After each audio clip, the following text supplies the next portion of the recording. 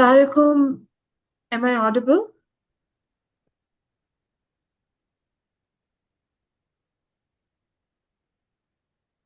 I believe you You are, all but I hear? think if one of the participants confirm, so that'll be helpful. Oh, yes, we have some responses in the chat box. Oh, great. Okay, Assalamualaikum and a very good afternoon to everyone. On behalf of CF Society Pakistan, I would like to warmly welcome all the participants, uh, the faculty advisors, and the guests to today's training session for the CFA Institute Research Challenge 2024-2025 Pakistan Final. We are delighted to have you join us as we continue our mission to promote excellence, integrity, and professionalism. This training is an important part of the Research Challenge journey and is proudly organized by CF Society Pakistan to support students in developing the technical and analytical skills required for producing a world-class equity research report. Through these initiatives, we aim to empower the next generation of analysts and help them gain insights that align with global best practices. Just before we begin, I have few housekeeping announcements. The first one is that I will request all the participants to keep their microphones on mute throughout the session so that there are no background noises.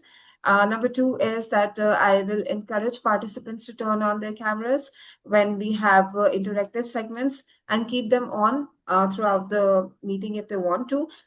We want some pictures for our social media, so we will be taking the pictures right after my introduction so they can keep their cameras on. And if you have any questions, please type them in the chat box. And by the end of the session, Mr. Saad Ali will answer the questions. And the session is being recorded. So we will share the recording with the participants and the faculty and the mentors so that they can have a look at it again. And those participants who are not here and are unable to attend the meeting, they can always go to our website, YouTube page, and they can watch it. So now it is my great pleasure to welcome our trainer for today, Mr. Muhammad Saad Ali, CFA, Head of Research at Lucky Investments Limited. Mr. Saad is a highly respected professional in Pakistan's investment research landscape with extensive experience of equity analysis, market strategy, and financial modeling. We are truly honored to have you lead today's session, sir. And once again, we thank you for joining us and giving your valuable time for this session. And the floor is all yours now. Thank you, Shalale. Assalamu alaikum, everyone, and good afternoon. So we will start with the presentation now and take the picture later. Is that right? If all the participants can turn on their camera, we can take a picture.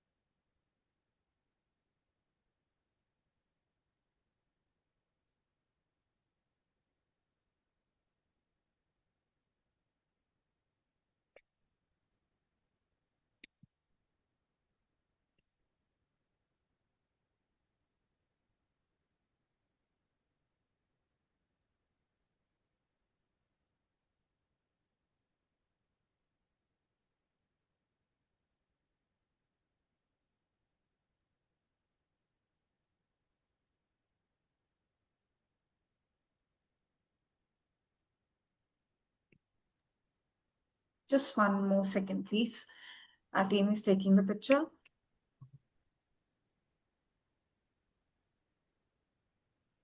All right. Okay, thank you so much, everyone. Sir, we can start with the session. Thank you, Shalale. Again, Assalamu alaikum, everyone. So let's just begin the presentation. But before I start, I want to congratulate everyone for being a part of this competition. I've been associated with it for about 10 years. And I can tell you this that there is tremendous learning to be had, uh, and I hope you complete it in a good fashion. So if you're thinking about pursuing a career in research or equity research in particular, this is a great place to be.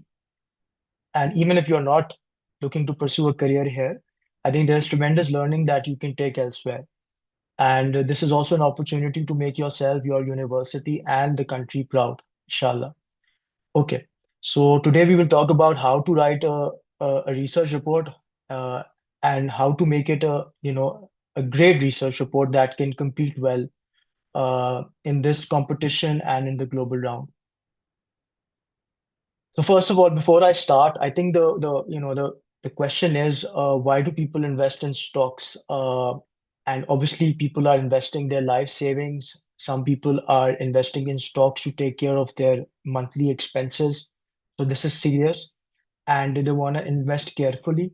So our goal is to convince these people that the stock that you are recommending, this investment will be one safe and a good growth opportunity for them. So before you start, I think it is important to recognize whether the stock that you have, is it a stock that people invest in for growth or for dividends? And that question is important because it will guide you how to structure the report.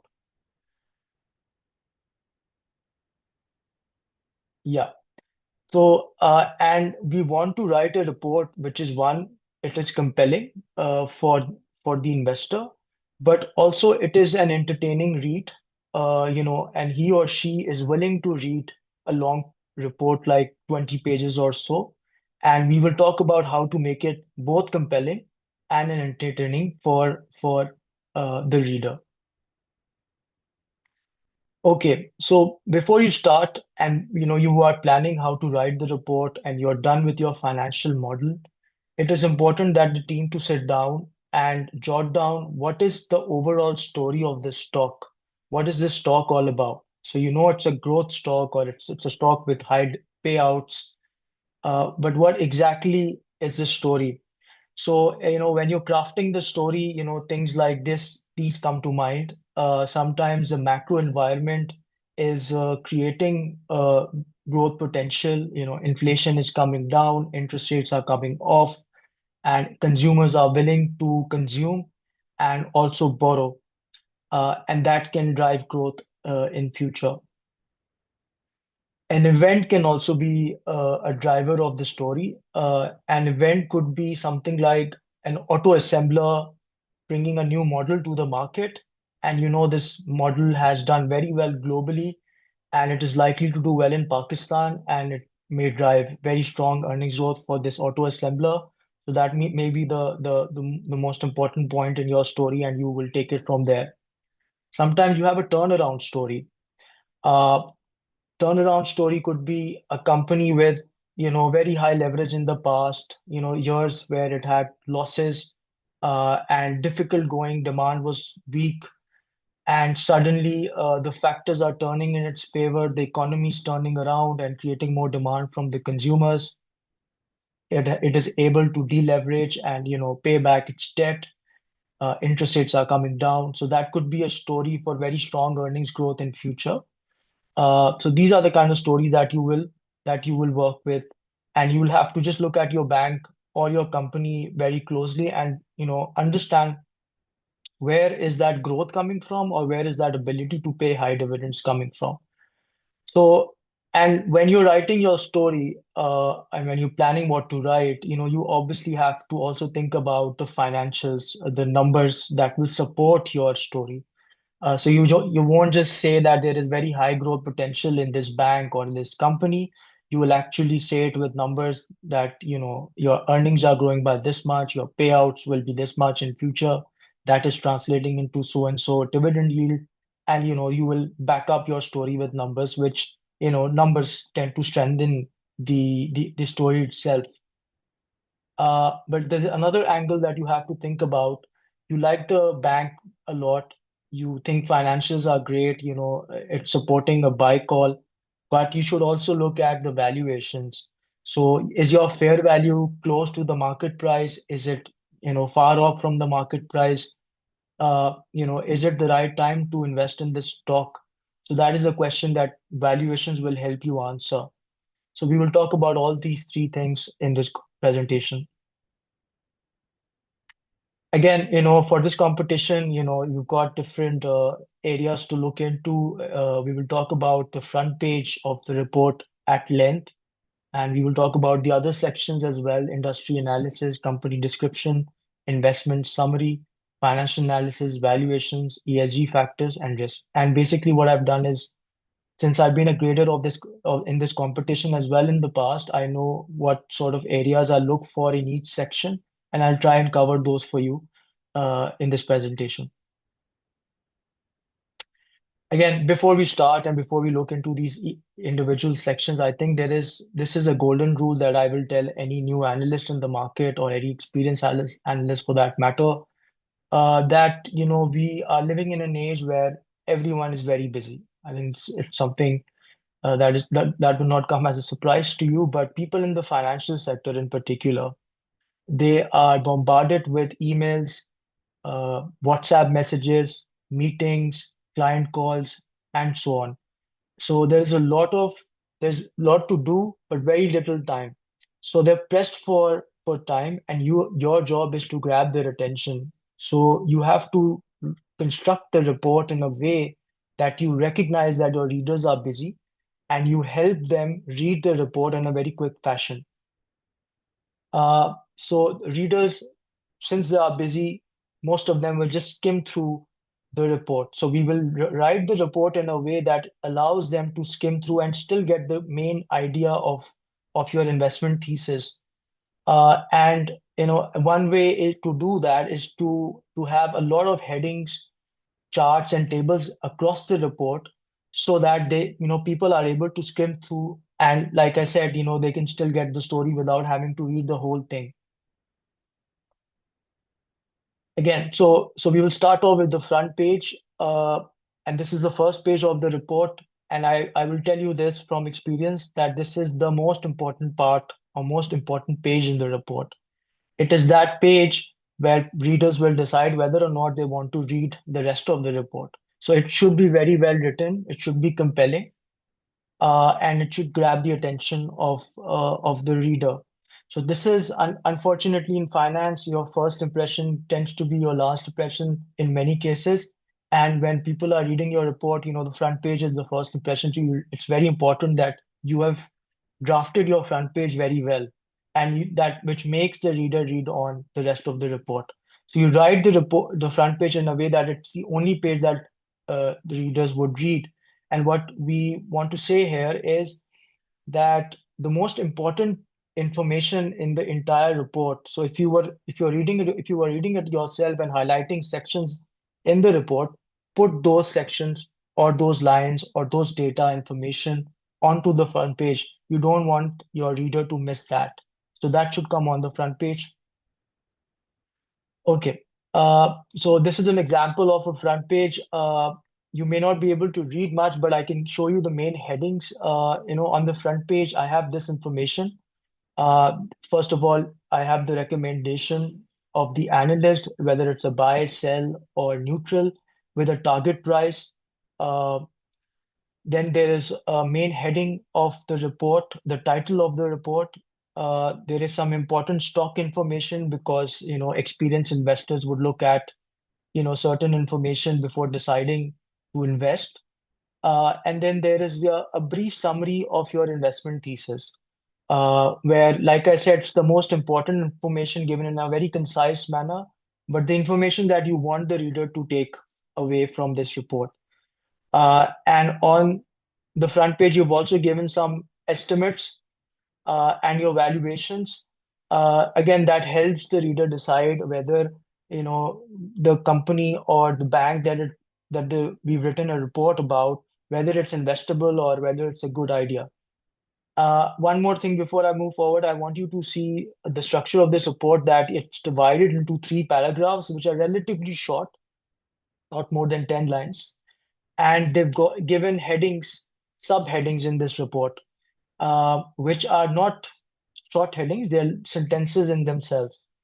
And I want you to keep that in mind before, because I'm going to talk about it in later slides. But if the front page of the report is the most important page of the report, the heading of the report is the most important part of the front page. So you want to write the heading in a way that it catches the attention, but also gives information. So it has to be catchy and it has to be informative. So if you look at this example, and I hope you can read this, that solid 1Q execution. So solid, it's a strong word. So it's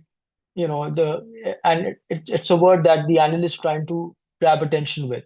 But orders slow. So it is also giving me information that the most recent result was good, but future quarters may not be similar. So catchy and informative. Okay, so when you're writing the front page, and there's some important things that you should remember. Uh, that you write the sentences the sentences should be short. They should be written in a very clear language. They should be concise, not more than 2 lines. And they should also be written in simple English that everyone can read, and not very experienced people would understand. So you generally use simple English and not a lot of high vocabulary, in my view. Uh, you structure the report in a way that it has 3 to 4 paragraphs. So you divide the page into paragraphs, and each paragraph should not be more than 6 to 8 lines, should not be a lot of text. And when you write the paragraphs, you write uh, the main sentence in that paragraph, the most important sentence up front. So the first sentence of the paragraph is the most important information, whatever you're trying to talk about in that paragraph. Again, because if people are skimming through, they will read the headings and they will read the first line and move on. So you want the first line to be very impactful, right? Uh, the subheadings, like I showed you earlier, they should be sentences, not descriptive lines like sales growth. So they should be sentences like strong management raises the likelihood of success. So it should tell something for the person who's skimming through. Uh, and while you're writing it, use try to sound confident. Use the kind of language which shows that you're confident about what you're saying. So, use sentences like or phrases like we believe, it is highly likely that this bank will achieve earnings growth of this much. And these factors that we've listed here support our outlook for strong earnings growth or strong payouts in future. So it's still talking about the front page, and here how to decide what comes in each paragraph. So if you've decided to write 3, 4 paragraphs on the front page, how do you organize? So the first paragraph is is again the most important information on that page. So if I were to ask you to tell me about the stock in 1 minute and only 1 minute, I will not spare you more time than that. What will you tell me? You will tell me I have this rating on the stock. This is my target price. I like this stock or dislike this stock because of these reasons. And the stock is trading at these valuations, right? So very quickly you will tell me this information, and this is what you write in the first paragraph. The second paragraph is going to elaborate on this section of the first paragraph, the investment thesis. What is the story? So, if you're talking about a bank and the bank is benefiting from low interest rates because it can now lend more, consumers have willingness to borrow, they're consuming more. So, there's that opportunity to lend more and uh, basically earn more profit by lending.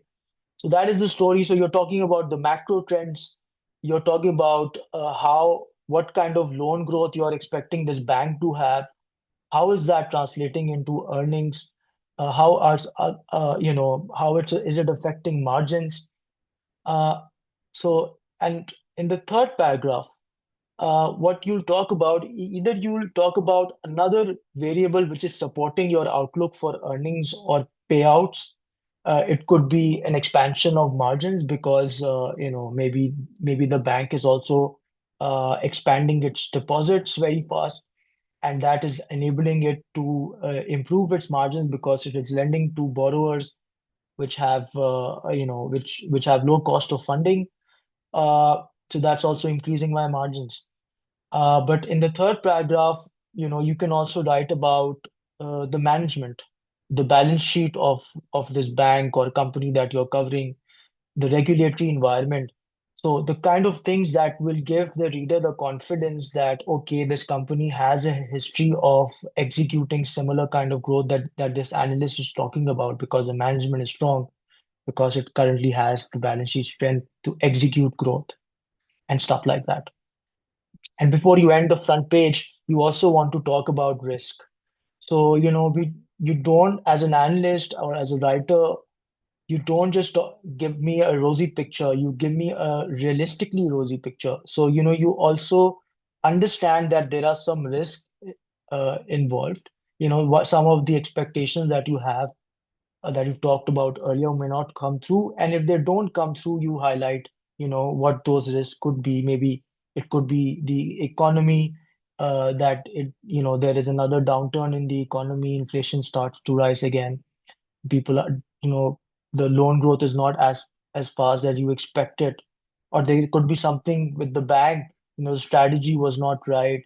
It was lending very aggressively and it led to asset quality issues. So you highlight those risks here as well. Okay, so we've done with the front page, and now we're going to address the rest of the report. And the rest of the report is going to give you more leverage to write. Uh, and basically, when you write the rest of the body, or in other words, the other sections in this report, starting from the industry analysis, Uh, there are again some guidelines for you. Again, the sentences should be short. The paragraphs should be short, not more than 8, 10 lines. Sentences should not be more than 2 lines or so. Uh, and all paragraphs should have some subheading, which is a sentence, not a descriptive statement. And while you're writing those sentences, like I said on the front page, that you write the most important message that you have in that paragraph up front. So, and then you write reasons. So you make a claim and then you write reasons why you expect that to happen. So if you expect car sales will grow by 30% over the next 3 years, and then I will now give reasons interest rates have halved year on year, so consumers can borrow cheaply.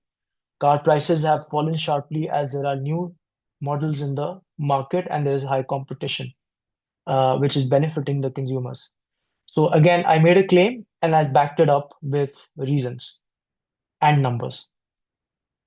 Again, throughout the report, just try and have a lot of charts and tables. Don't just write long paragraphs, don't just fill the page with text. Try to fill at least 30 to 40% of the page with charts, tables.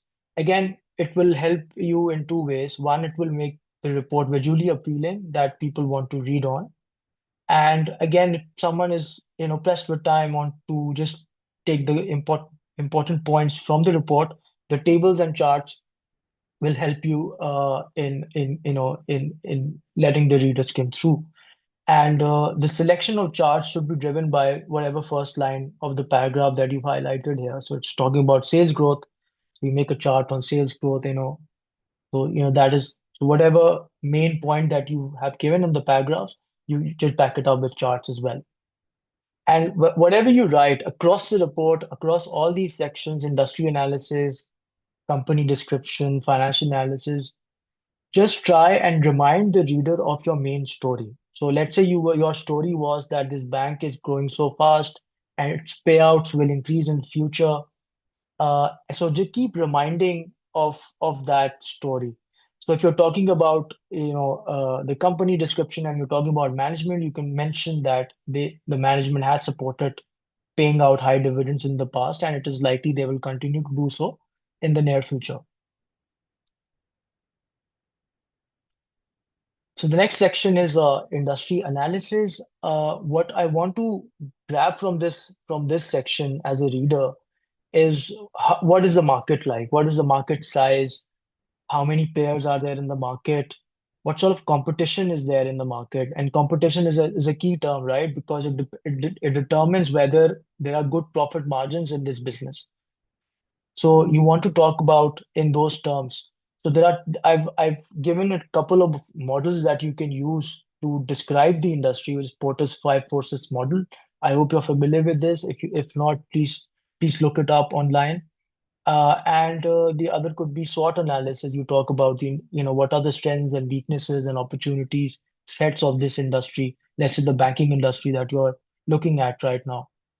But I think a key point for you is uh, that what is the pricing power like in this industry? And by that I mean, is the industry able to set the price itself, or is it highly regulated?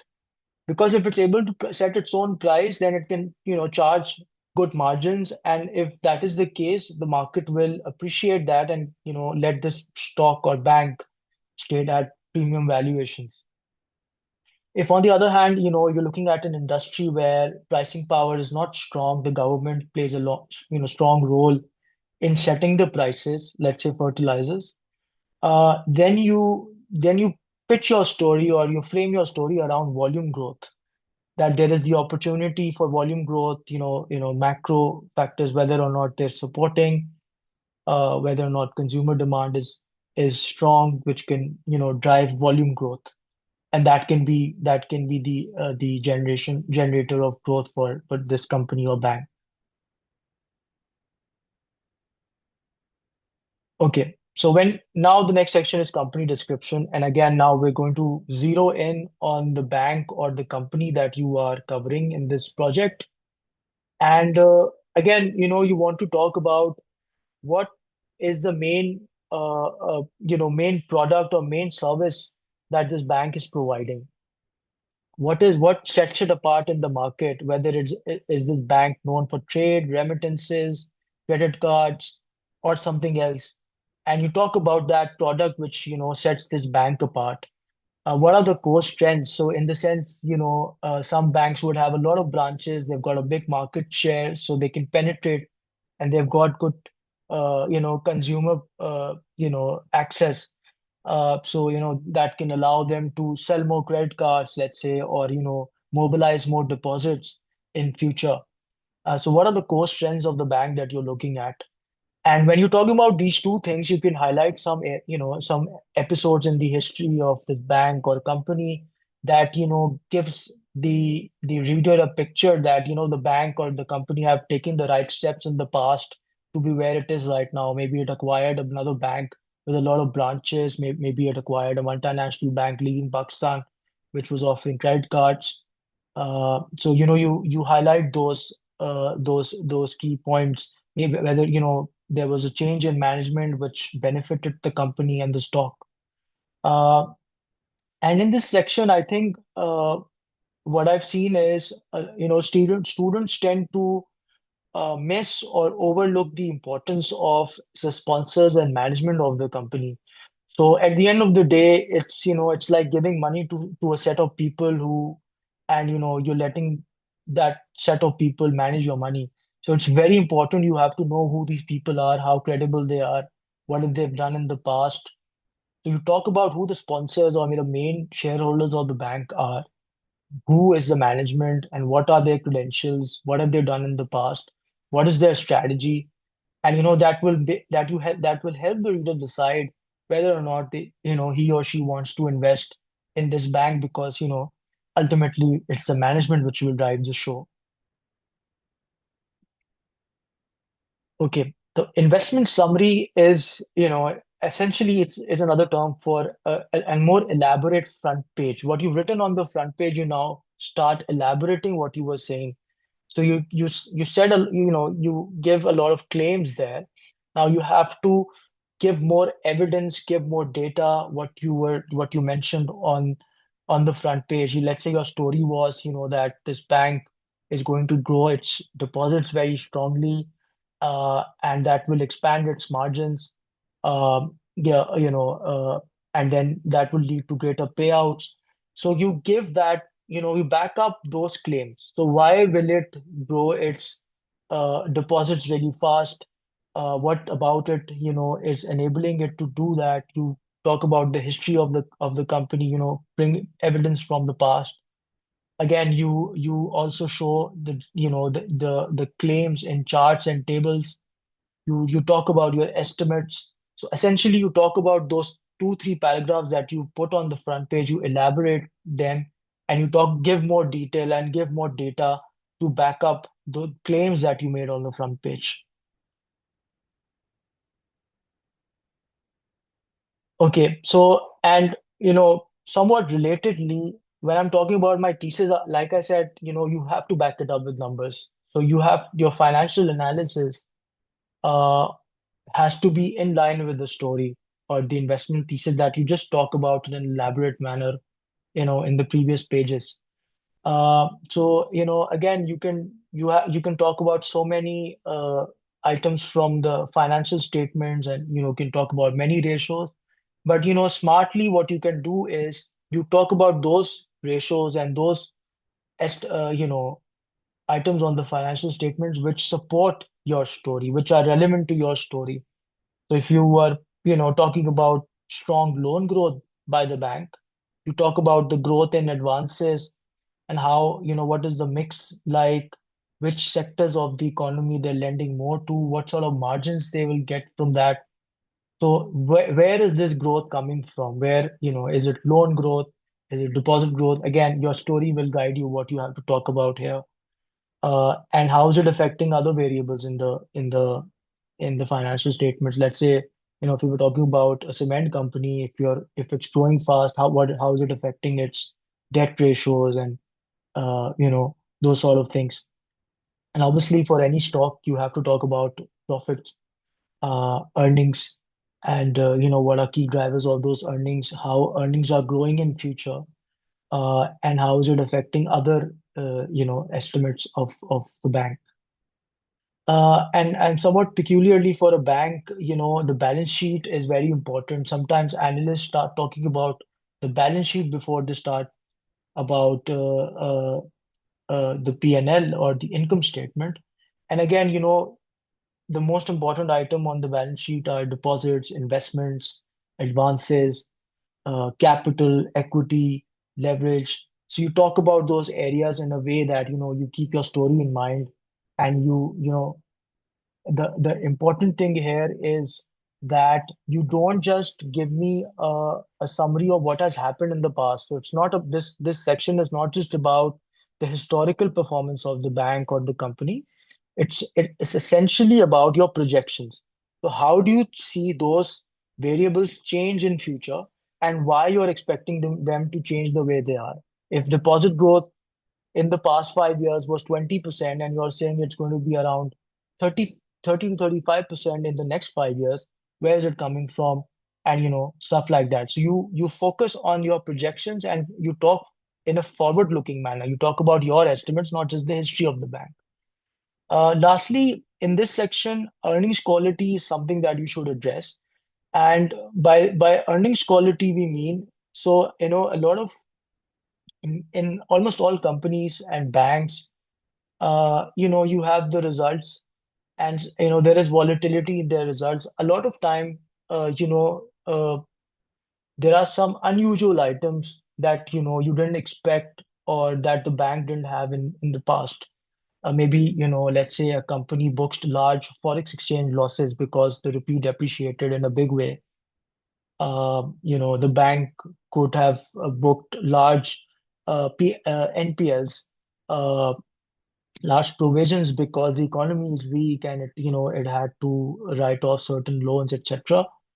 And you think those numbers will not repeat in future because the environment has changed. The rupee has stabilized, so forex losses will not be as steep. So you make your estimates, and you talk about your estimates, basically ignoring those non-recurring items. And by earnings quality, the other thing is that sometimes the bank could give very strong profitability, not because of its core operation, but because it had a big portfolio of investments, and it sort of booked large capital gains on those investments. So is that high earnings quality? Can the bank still do that in future? You have to decide, see if the macro environment and other factors support that. If not, then you say that, similar growth might not be possible in future.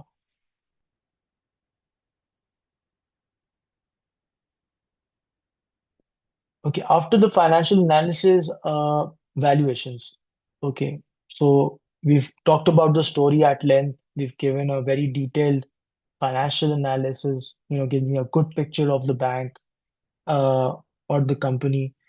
Now we're going to talk about, whether it's or not it's a good time to invest, right? So when you're doing your valuation of the bank that you're looking at, um, why did you use a certain model and not the other? Why did you use, let's say, price to book? Why is it appropriate for a bank or for the bank that you're looking at? Why not any other? So, the grader of the report will want to see that not just that you used an appropriate model, but also you understand why this model is appropriate for the bank, right? And what are the merits of this model that you have selected it as your valuation model? So very important to give the reasons why you selected that model and why is it appropriate. Uh, if sometimes analysts would use multiple models and blend them and give them weights, maybe let's say 50% weight to price to book, 20% weight to price to earning ratio, another 20% to residual income, and so on.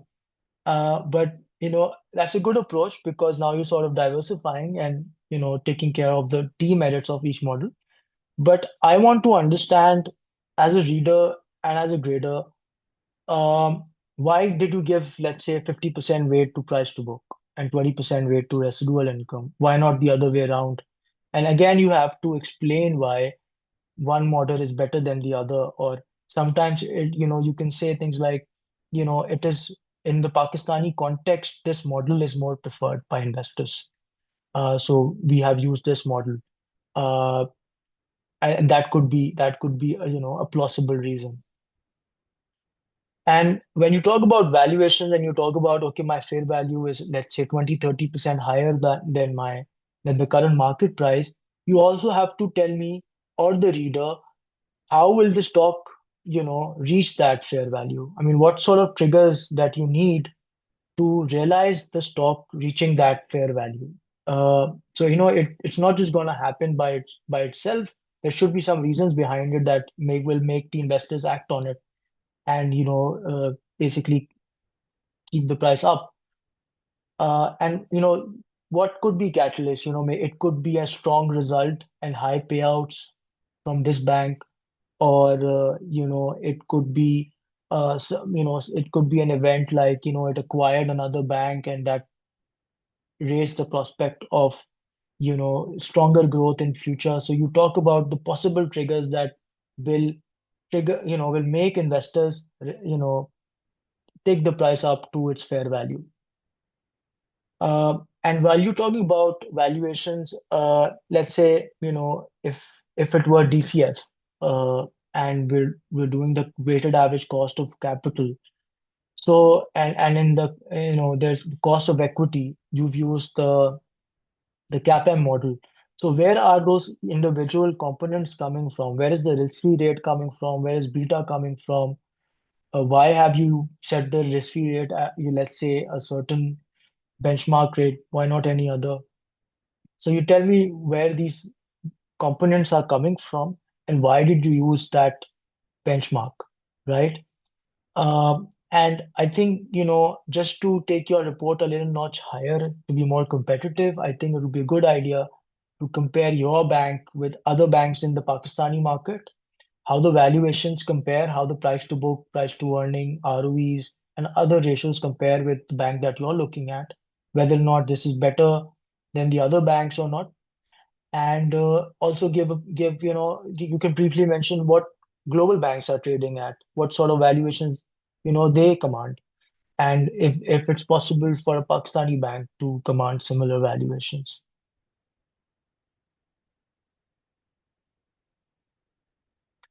The next section would be ESG factors. Um, for obviously for a bank, uh, environment may be a lesser of an area because obviously its carbon footprint will not be direct, but obviously it could be lending a lot to industries where the carbon footprint could be very high. So, you can talk about that. Maybe this bank that you're looking at, uh, you know, uh, has sort of scaled back its loans to sectors which have high carbon footprint. So that is a positive contribution to the environment in a way. But for a service company, it is important to focus on the social factors and the governance factors. So obviously it's a service company. It's interacting with a lot of people, not just its customers, its employees, its stakeholders. So you have to talk about how it's managing and taking care of all those stakeholders. Maybe it could be employee turnover, it could be some negative publicity in the past. And obviously, for a bank, data protection is a big thing. So, is it taking care, is it doing enough to take care of, protect the data of its customers or its depositors? Um, and governance factor, again, true for any stock, for any company, you have to look at, how the sponsor and management relation is, whether the management has independence, where the board comprises of very competent people who have been in the industry in one way or another and are in a good position to guide your company, your bank, in the right direction. Whether they've been known for good oversight in the past. So you talk about these areas as well. And obviously, if you have you have to also talk about the board composition in the sense that, the major sponsors, if they have a large, number of seats on the board, how does that affect the quality of management? So you talk about those things. And I think you can, all in all, you can sum it up whether, good management of ESG factors make this bank or company a lower risk investment. Is it contributing in that direction as well? Because ultimately investors care about this. Okay. Risk. Like I said early on, we don't just have to highlight all the positives, or if you're writing a sell report, we don't just talk about uh, all the negatives about a certain company that you're looking at. You have to now sort of change gear and think in the opposite direction. So how can you be wrong? So if you had a sell rating on this bank, what sort of factors will make the stock outperform, exceed your expectations? So maybe you were expecting loan growth to be weak, so you highlight if loan growth is stronger than I expected, earnings will look like this, payouts will look like this.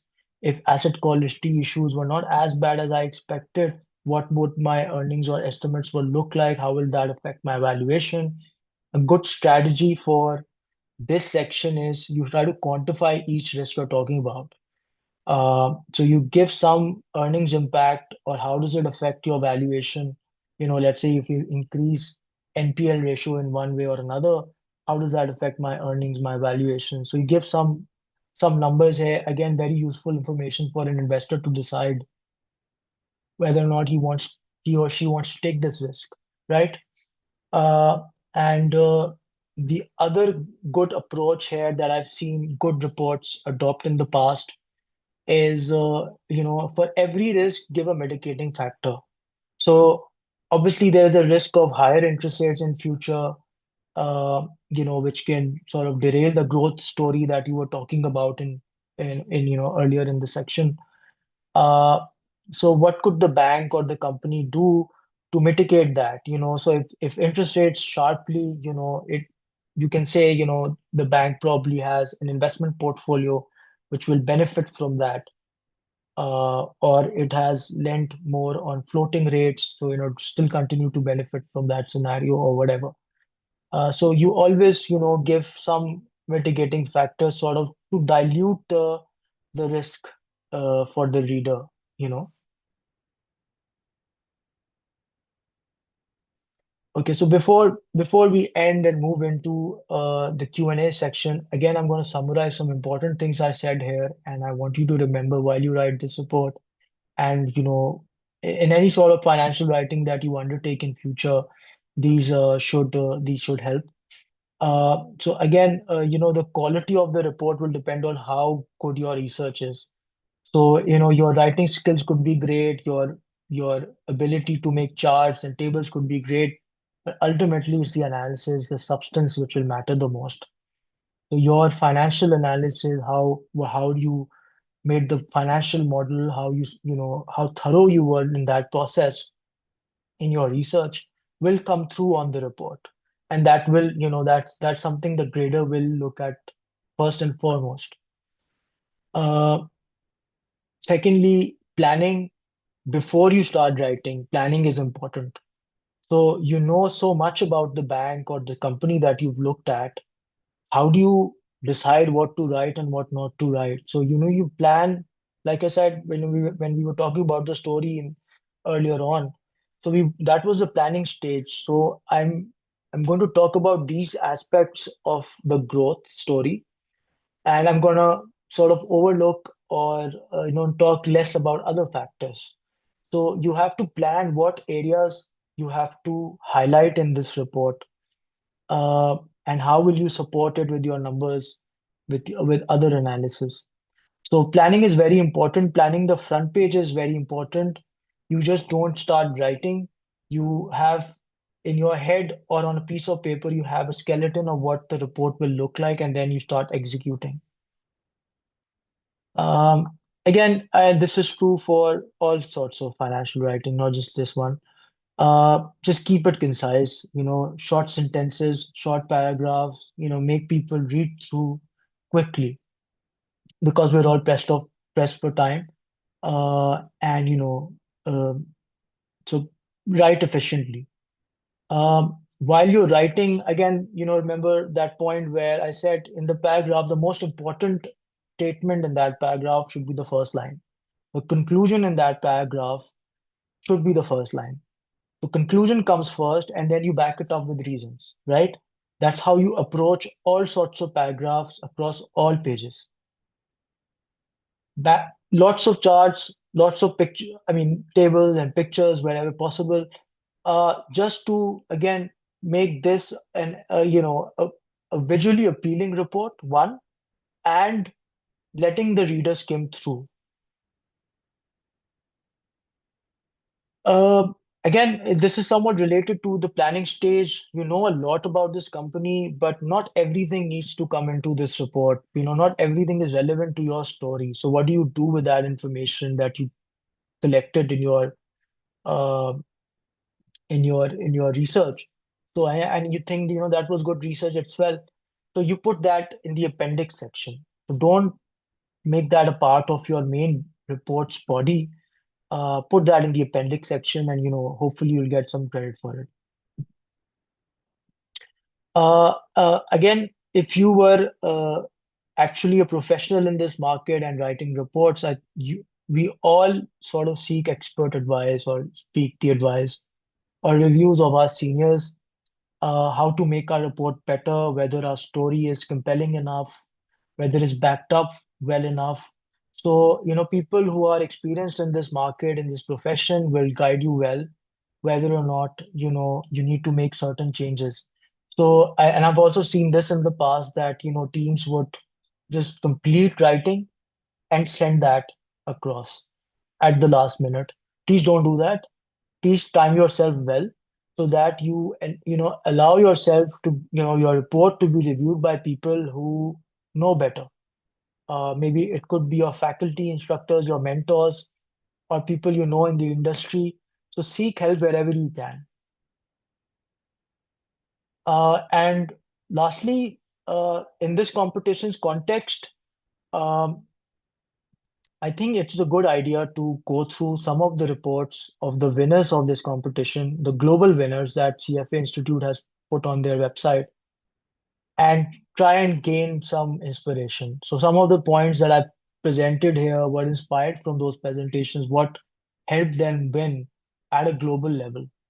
Uh, and you can adopt a similar strategy, uh, in your report. So that's all. And now I think we will move into the Q&A section. If you have any questions, again, you can type it into the chat box and I'll read them one by one.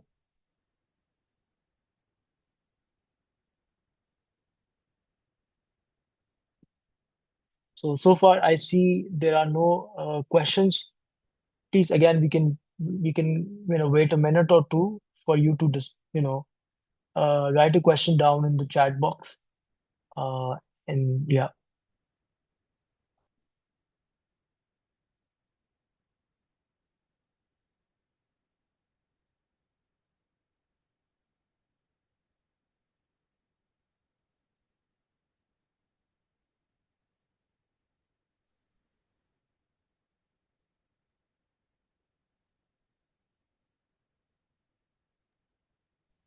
आप पढ़ के बताएं chat box.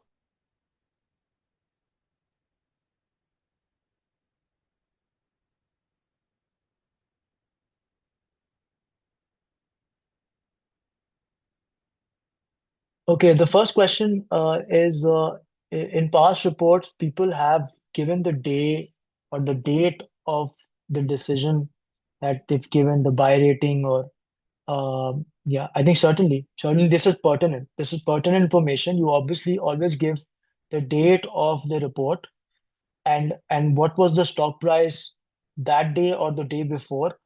Uh, for the investor to compare how the report performed, whether or not the stock price moved you know in the direction that you were suggesting, but also it gives you an idea about how updated or recent the report is. So certainly you will write the day that the decision was given on.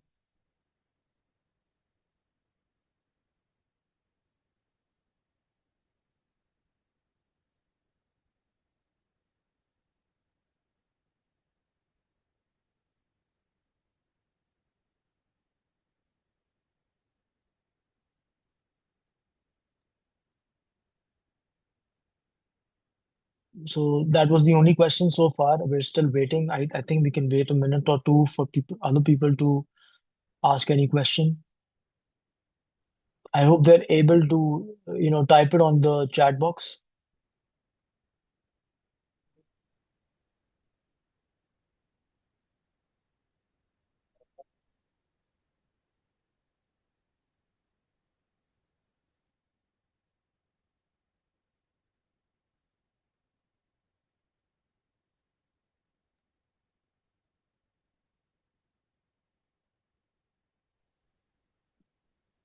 To all the participants, if they have any more questions, please type them in the chat box.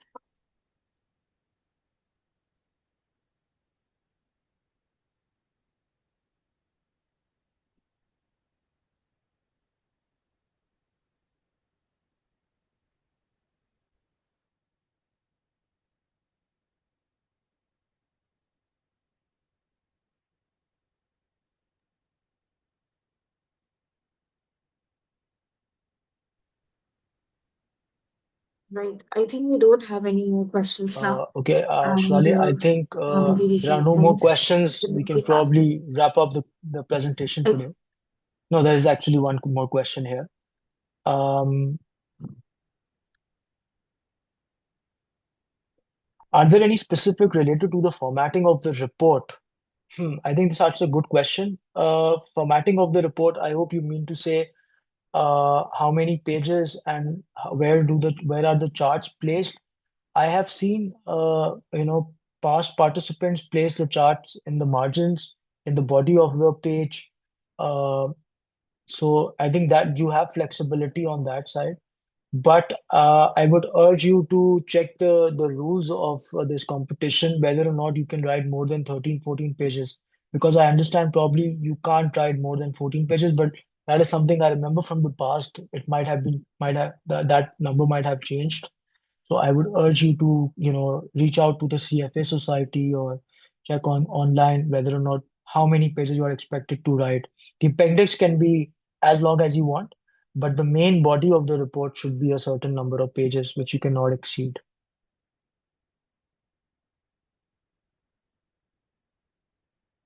Okay, how strictly should we think of adhering to consensus? This is the next question. How strictly should we think of adhering to consensus on future trends? Can there be a good reason to disagree?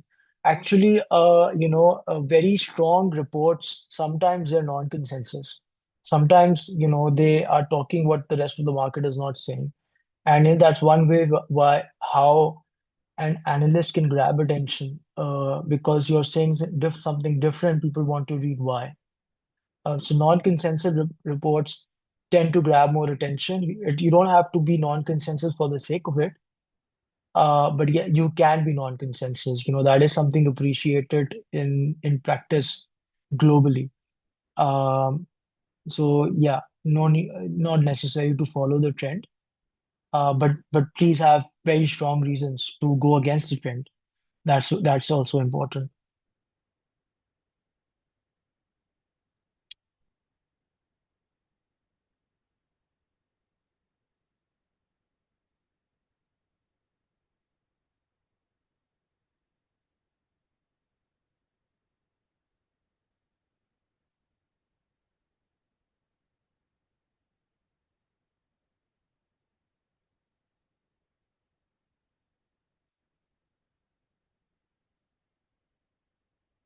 The question is, should we just focus on the domestic available data or consult international reports?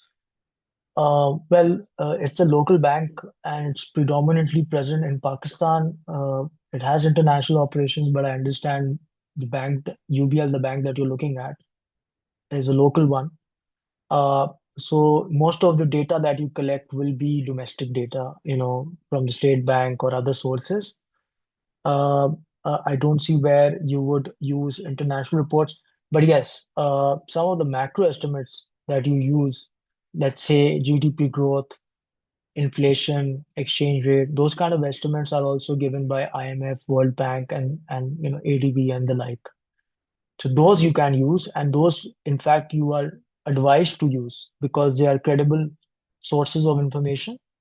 So yeah, those you can use, but as far as banking data is concerned, much of it is domestically available with the central bank or similar organizations.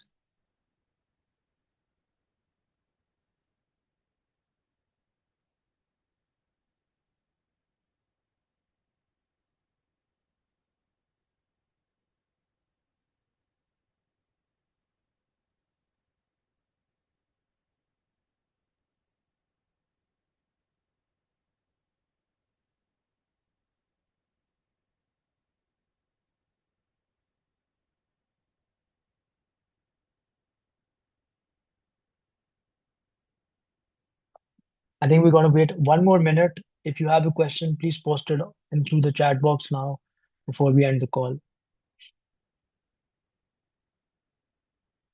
I'm happy to let the call run over, but for that I need to see some questions.